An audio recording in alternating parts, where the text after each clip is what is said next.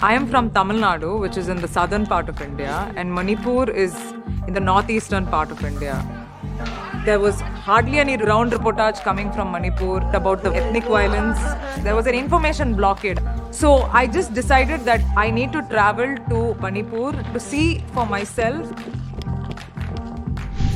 I'm Grishma Kuttar, a journalist from India, and between us, I've never felt this helpless as a reporter.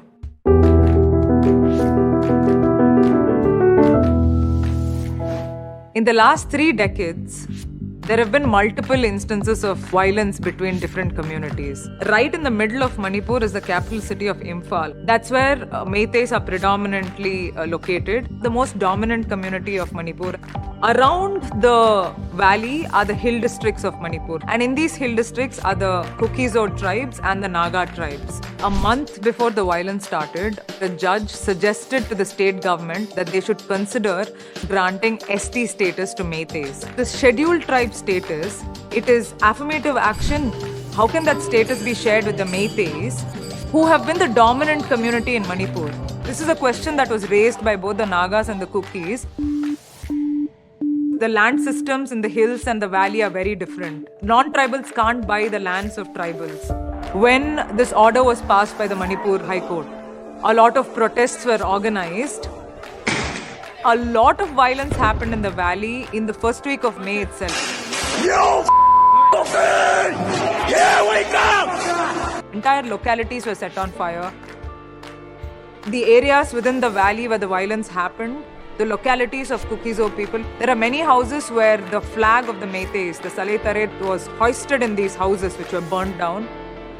Many Meiteis in mobs, in really big mobs, entered villages like this and attacked Kukis almost immediately.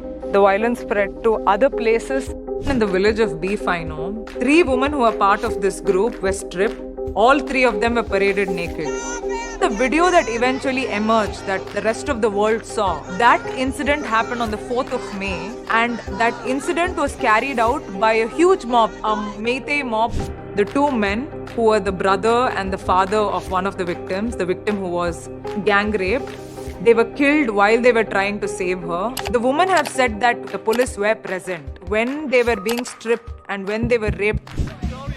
There are many such instances, like the Bifaino case. There were 2 more women who were raped. There was a region in Kangpopi in a hill district which was completely burned down. I was talking to the people who were escaping from these villages. I didn't realize that this is the same village that the girls who were raped were from. The families, their parents, they came out. They were talking to me about how their village has been burnt, and no prosecution has been done as yet. Nobody has even raised questions. They have not even been able to access the bodies of their daughters. The helplessness that I have felt for a long time being a journalist in India, the peak of that helplessness I felt while I was reporting from the hill districts. Of all the cases of killings, burning down of villages, nothing has been prosecuted other than this one case of these 2 women from Bifaino who can be seen in the video. And the only reason that has happened is because such a video came out. The first time that Prime Minister Modi spoke about the violence in Manipur is when the video came out. Even his statement, it just talks about violence happening against women. He didn't mention anything about the ethnic violence in Manipur. The Meiteis are also saying they're victims. They're saying they're victims of the minority. They blame the Kukis for a lot of things. The central government has sent central forces who are keeping guard in the periphery areas, ensuring that there is no escalation of violence. But violence continues to happen in Manipur. I feel like justice, I don't know how it will come about.